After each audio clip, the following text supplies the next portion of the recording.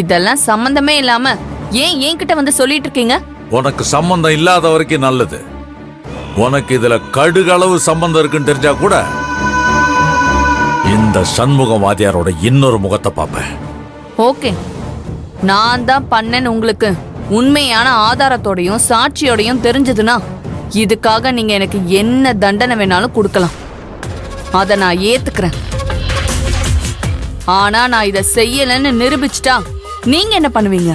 உங்களுக்கு நான் என்ன தண்டனை கொடுக்கலாம்? முதல்ல நிரூபி, அப்புறம் என்ன முடிவு பண்றதுன்னு பாத்துக்கலாம்.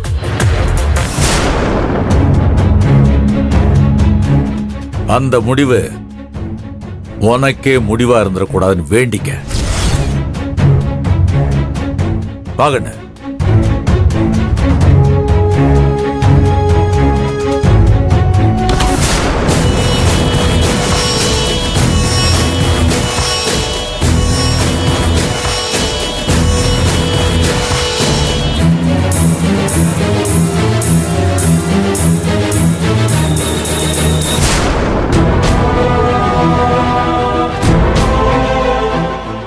அப்பா வாங்க போலாம். வேணாங்க, நான் போய்க்கிறேன். நானும் உங்க கூட வரேன்ப்பா. எதுக்கு கண்ணு? வேலையெல்லாம் விட்டு என் கூட இதுக்கு அலையிற?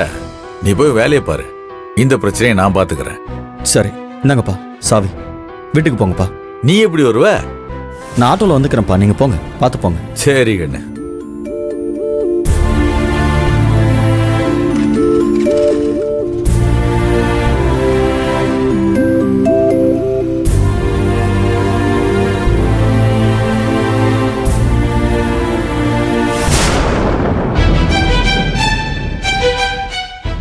அம்மா அண்ணோ, சண்முகத்துக்கிட்ட போனை போட்டு இந்த விவரத்தை கொஞ்சம் சொல்லிடுமா. சண்முகத்துக்கு நாம கம்ப்ளைண்ட் கொடுத்துட்டு கிளம்புனது தெரியாம சண்முகம் நேரா இங்க வந்துட போறாப்லமா. வீட்டுக்கு கிளம்பிட்டோன்னு ஒரு வார்த்தை போனை போட்டு சண்முகத்துக்கிட்ட சொல்லிடுமா. சரிங்க சித்தப்பா.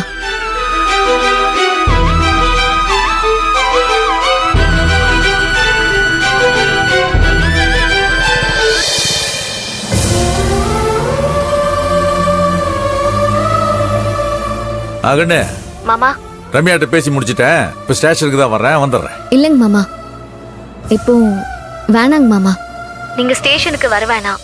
நானும் சித்தப்பாவும் ஸ்டேஷன்ல கம்ப்ளைண்ட் கொடுத்துட்டு கிளம்பிட்டோம். அப்படியா? இன்ஸ்பெக்டர் என்ன சொன்னாரு?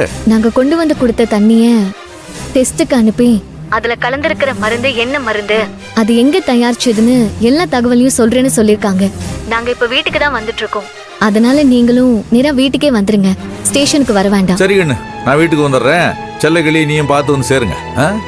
சரிங்க மாமா, நீங்க வாங்க. சரி கண்ணு, வந்துருங்க. மாமா வீட்டுக்கு வரேன்னு சொல்லிட்டாருங்க சித்தப்பா. இந்த நாள் இப்படி விடியோன்னு நான் கொஞ்சம் கூட நினைச்சு பார்க்கல சித்தப்பா. நினைக்க நினைக்க மனசு ஆற மாட்டேங்குது, வயிறு பத்திட்டு எரியுது. இந்த கொடுமையை யாரு பண்ணாங்கன்னு ஆதாரத்தோடவும் சாட்சியோடையும் தெரியட்டும். அதுக்கப்புறம் இருக்கு அவங்களுக்கு. யார என்ன பண்ணி இப்ப என்னமா பிரயோஜனம்? செத்து போன மாடுங்க எல்லாம் திரும்ப உயிரோட வரப்போதாமா? எனக்கு எல்லாமே விட்டு போச்சு அண்ணோ. சரி வாமா போலாம்.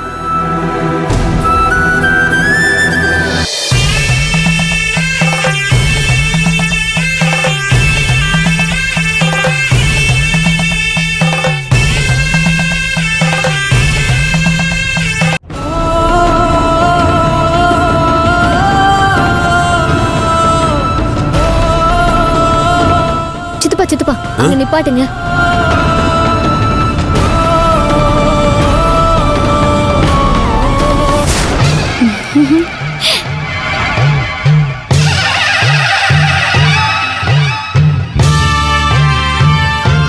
காளியம்மா. அன்னலட்சுமி அக்கா, என்னக்கா எப்பவும் உன் முகம் செடியில இருக்கிற மலர்ந்த பூவாட்டம் இருக்கும், இப்ப என்னடான்னா வெயில் பட்டு வாடின மாதிரி இருக்கே? காலையில இருந்து ஏகப்பட்ட அலைச்சல், மன உளைச்சல்.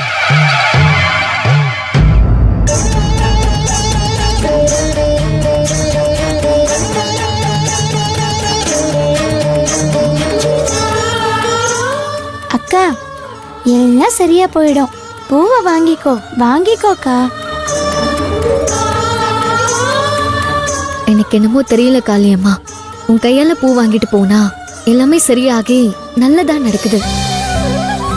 ஆனா இன்னைக்கு பொழுது விடிஞ்சதே சரியா இல்ல. காலையில இருந்து எல்லாமே கெட்டதாவே நடக்குது. மனசு கொஞ்சம் கூட சரியில்லை. நான் தான் சொல்றேன்லக்கா, எல்லாம் சரியாயிடும். நீ ஒண்ணு பண்ணுக்கா, வீட்டுக்கு போனதும் உன் கையால ஒரு கைப்பிடி களிமண்ண வீட்டு வாசல்ல இருந்து எடுத்து அதுல அந்த குண்டத்து காளியம்மாவ சிலையா புடிச்சு